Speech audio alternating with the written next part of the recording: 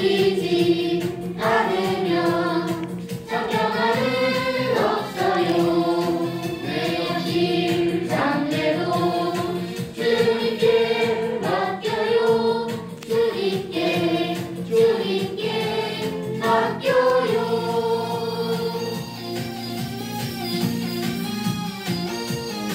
내일을 내 생활 주님께 맡겨요. 섬기지 않으면 상경할 일 없어요.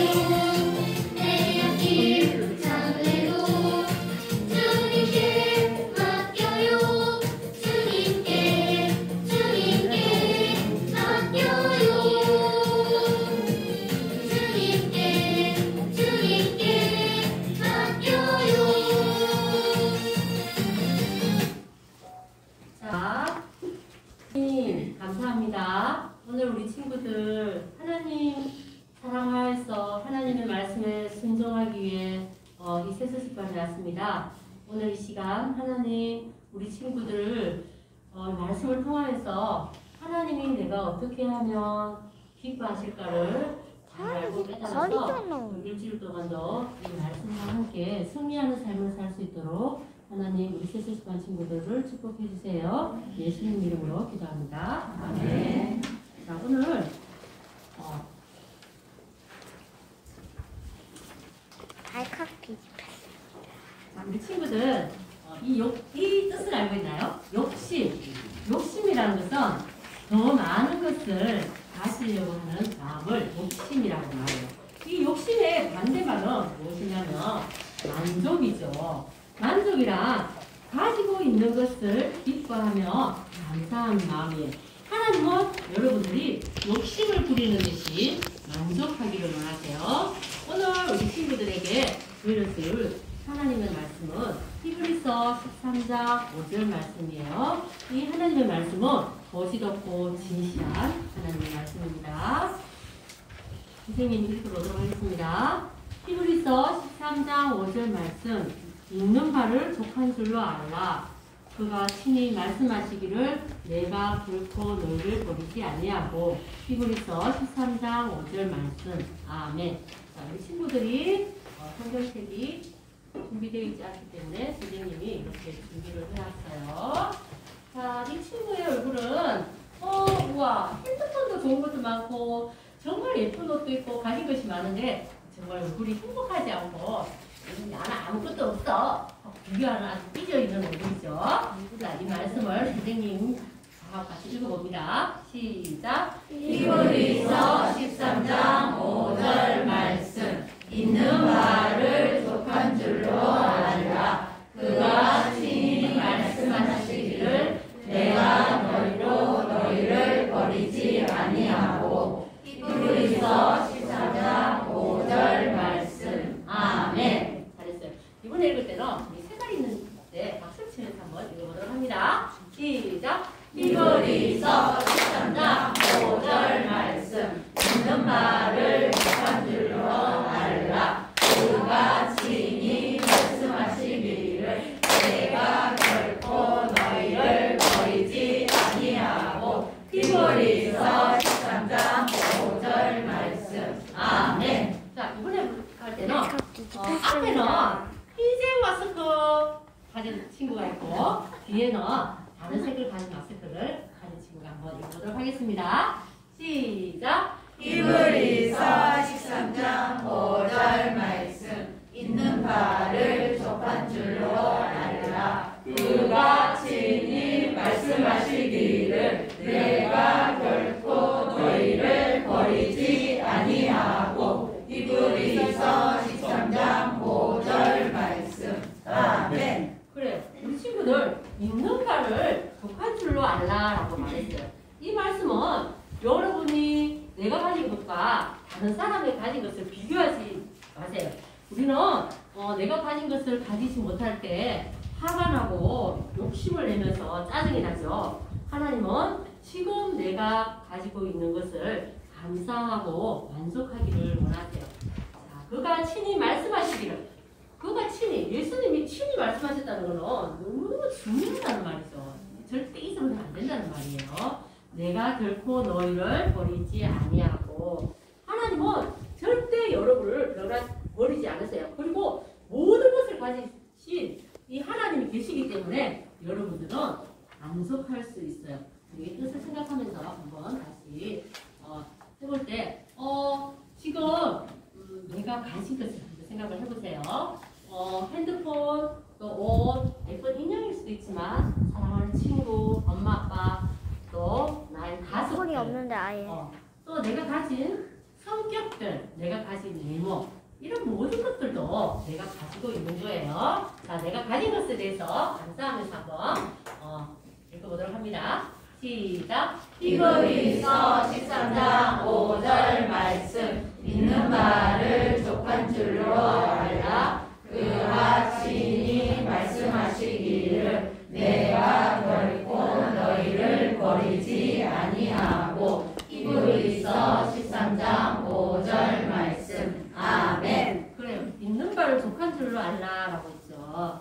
우리 이번에 히브리서 13장 5절 보고 볼 거예요. 자, 한번 해보도록 합니다. 시작! 히브리서 13장 5절 말씀 있는 바를 족한 줄로 알라. 그가 친히 말씀하시기를 내가 결코 너희를 버리지 아니하고. 히브리서 13장 5절 말씀. 아멘. 그래요. 내가 가진 건 없지만 이 친구처럼 예수님이 나를 안아준다면 우리는 가장 행복하겠죠. 그런데 때로는 그것에 만족하지 못해서 막 짜증내고 불평하는데 그것은 예수님이 잘 안 보여서 그런 거죠. 자, 그런데 예수님이 내가 친히 말씀하셨다. 내가 친히 말한다. 결코 내가 너희를 버리지 않는다. 우리 한번 해보겠어요. 시작! 히브리서 13장 5절 말씀 있는 바를 족한 줄로 알라. 그가 친히 말씀하시기를 내가 결코 너희를 버리지 아니하고. 히브리서 13장 5절 말씀. 아멘. 우리 친구들 중에 이미 예수님을 마음에 모신 친구가 있나요? 우리 친구들은 하나님이 여러분에게 주신 것을 하나하나 헤아려 보세요. 그리고 여러분의 주신 것에 만족하시고 감사하다고 말을 하세요. 우리 친구들이 아직까지 예수님을 마음에 모시지 않는 친구 있나요? 이 친구는 여러분을 떠나지도 않고 여러분과 영원히 함께 하시는 예수님을 믿고 마음에 모십니다. 이제 안 보고 한번 해볼 건데 두 손은 큰 소리를 하고 눈을 꼭 감고 할 때 말씀은 마음속으로 하고 아멘하고 눈을 뜨도록 합니다. 시작! 히브리서 13장 5절 말씀 있는 바를 족한 줄로 알라. 그가 친히 말씀하시기를 내가 결코 너희를 버리지 아니하고. 히브리서 13장 5절 말씀. 아멘. 엄마, 제발 사주세요. 다른 애들은 그 신발을 다 가지고 있단 말이에요. 그 신발을 신지 않은 친구는 저밖에 없단 말이에요. 혹시 우리 친구들 엄마 아빠에게 이런 말을 해본 적 있나요? 성경은 오늘 자신이 필요한 모든 것을 가지고 또 세상에서 가장 부자였던 한 사람에 대해서 이야기해주고 있어요. 잘 들어보세요. 하지만 이 왕에게도 욕심이 나는 것이 하나 있었어요. 그것을 가지지 못해 자신은 불행하다고 생각을 했던 거예요. 이 왕은 정말 부자였어요.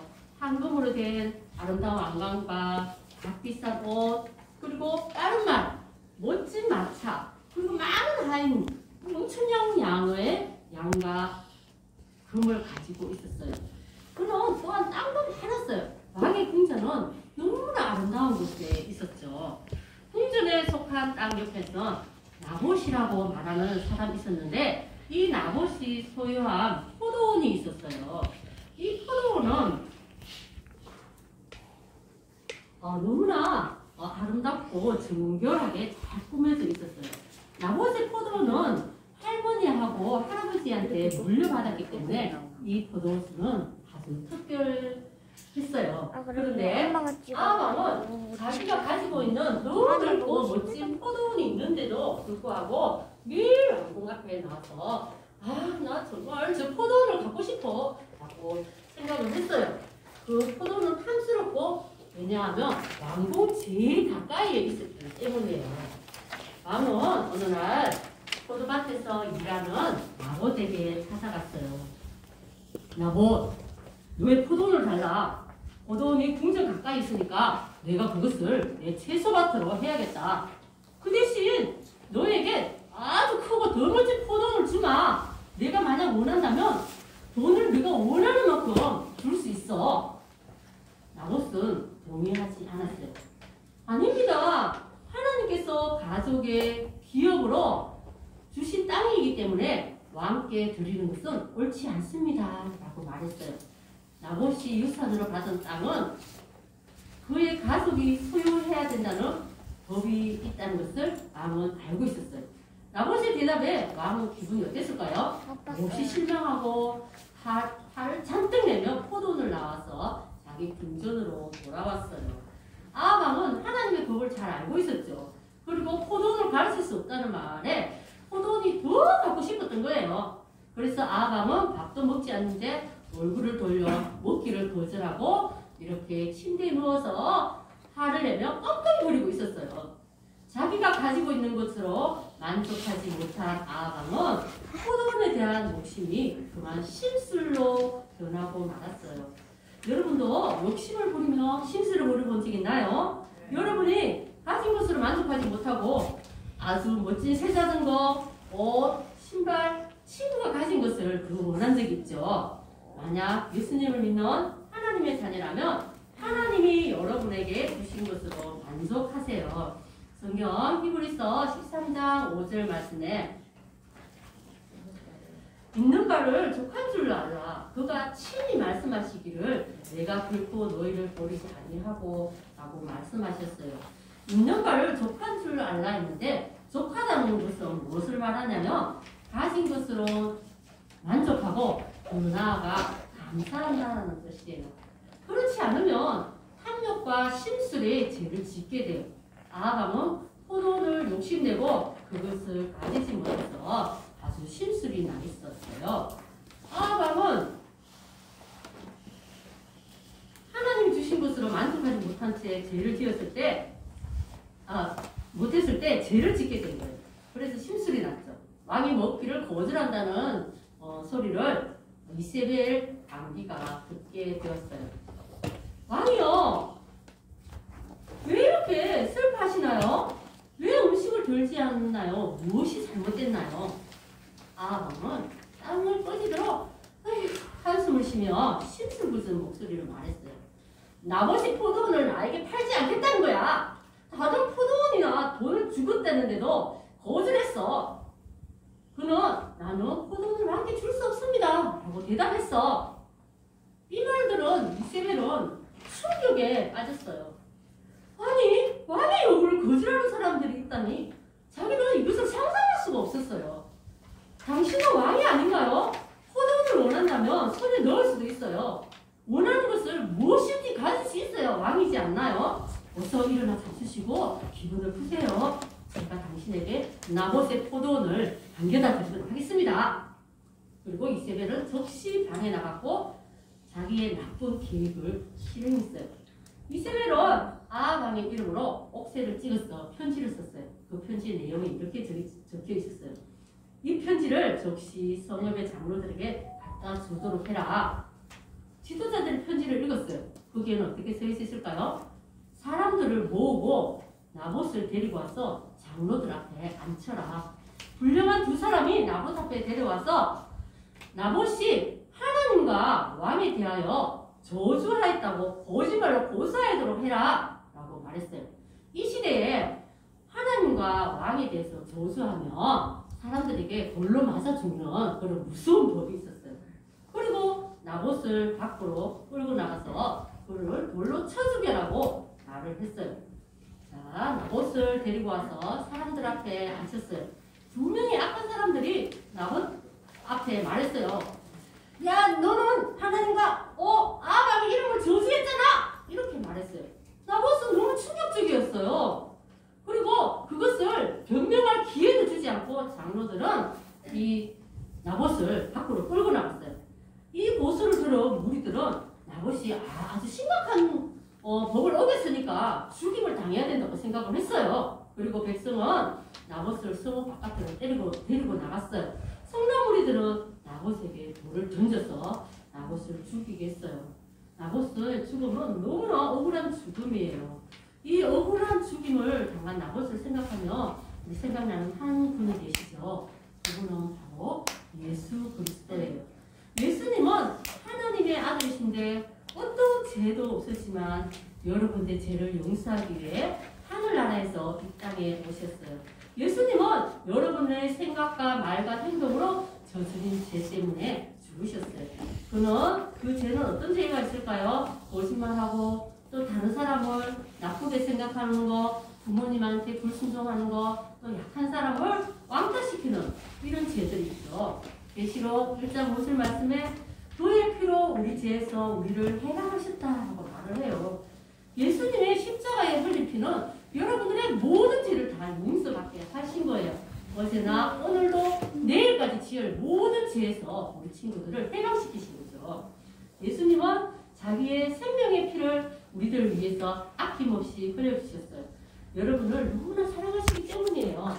예수님은 피는 하나님이 받을 만한 아주 아름다운 속죄물이었어요. 그리고 그분은 죽으시고 장사진을 받으셨다가 3일 만에 다시 살아나셨어요. 지금은 하늘나라에 계세요. 여러분이 죄 씻고 예수님께 돌아오길 기다리고 계세요. 나봇 역시 죽을 이유가 없었어요. 나봇이 죽었습니다. 이세벨은 이 소식을 아주 기쁘게 아합 왕에게 말했어요. 왕이요, 일어나서 나봇의 포도를 차지하세요. 왕께 포도를 팔지 않겠다고 했던 자도 죽었고 이제 왕께 그 땅을 가질 수 있습니다. 이 소식을 들은 아합은 심상에서 벌떡 일어났어요. 이제 아합과 이세벨은 악한 죄를 짓고도 벌을 받지 않고 무사히 빠져나갈 수 있을까요? 그렇지만 하나님은 이들이 저지른 악행을 다 알고 다 보셨어요. 하나님은 선지자에게 엘리야에게 말씀하셨어요. 엘리야야, 너 일어나 아합을 만나라. 지금 나봇의 포도원을 차지하기 위해 그곳에 있느니라 라고 말씀했어요. 하나님의 무서운 심판을 전해라고 엘리야에게 말씀했어요. 하나님은 아합과 이세벨의 한 행위가 얼마나 심각한지를 아합이 알기를 원했어요. 아합에게 있어서 탐욕스럽게 시작된 것은 이제 무서운 이렇게 살인이란 죄로 될 것 같죠. 여러분들도 가질 수가 없거나 가지면 안 되는 것을 원할 때 어떻게 하면 여러분들의 탐욕스러운 마음과 생각을 다스릴 수가 있을까요? 먼저 여러분들은 아마 이렇게 생각할 거예요. 마음속에 이 물건을 가지면 얼마나 좋을까? 여기서부터 사실 탐욕이 시작되는 거예요. 그때 여러분들은 그런 탐욕이 시작될 때 이미 내가 가진 것을 생각을 해보세요. 우리 친구들이 가진 것이 무엇이 있나요? 예쁜 옷, 신발, 우리 멋진 집 이런 것도 있지만 나의 사랑하는 엄마, 아빠, 할머니, 동생, 가족, 또 친구를 사랑하는 마음 이런 여러 가지들도 있어요. 그것에 대해서 감사하는 마음을 가지세요. 그리고 그것에 대해서 계속 반복적으로 감사를 하는 것이 중요해요. 둘째, 또 어떤 생각을 하게 되냐면 그거를 못 가지는 거는 불공평한 일이야. 다른 친구들도 다 가지고 있잖아. 나는 그것을 가질 때까지 내 마음이 절대 행복해질 수가 없어. 바로 이 생각이 들 때 우리는 히브리서 13장 5절 말씀을 기억해야 돼요. 우리는 모든 어려운 문제가 있을 때 하나님이 말씀으로 답을 주셨죠. 있는 바를 족한 줄로 알라. 그가 친히 말씀하시기를 내가 결코 너희를 버리지 아니하고 이 말씀을 기억하고 이 말씀을 계속 반복해서 그 생각이 날 때마다 이 말씀을 반복하세요. 그러면 그 생각이 물러나고 감사하는 마음을 갖게 되는 거예요. 또 셋째는 여러분이 원하는 것을 가진 친구에게 친절을 베풀기가 쉽지가 않아요. 선생님도 선생님이 가지고 못 가는 것을 가지고 있는 친구를 보면 그 친구가 예전에는 하나도 안 미웠는데 갑자기 그 친구에게 가까이 하고 싶지도 않고 별로 말도 하고 싶지도 않은 거예요. 그래서 여러분은 내가 원하는 것을 가진 친구에게 애써 친절을 베풀고 또 친구가 가진 새 자전거, 옷 이런 좋은 것에 대해서 정말 너 멋지다라고 좋은 말로 축복해 주세요. 이 단계를 따르면 여러분이 만족하는데 도움을 줄 수가 있어요. 이 단계가 뭐라 했죠? 첫 번째, 가진 것에 만족하고, 두 번째, 말씀을 기억하고, 세 번째, 가진 것을 내가 갖고 싶어 하는 것을 가진 친구에게 친절을 베푼다는 거예요. 그래요. 이것은 사실 쉬운 일이 아니에요. 하나님이 그런데 하나님께 우리 친구들이 이것을 요청한다면 하나님은 여러분들의 이 요청을 들어주실 거예요. 만족은 아무리 가져도 오지 않아요. 우리의 만족은 내 안에 계시는 예수님으로부터 온답니다. 하나님이 여러분과 함께 하시고 여러분들에게 필요한 모든 것을 주시기로 약속한 이 말씀을 기억하세요. 만약 예수님을 믿는 하나님의 자녀라면 하나님은 여러분에게 주신 것을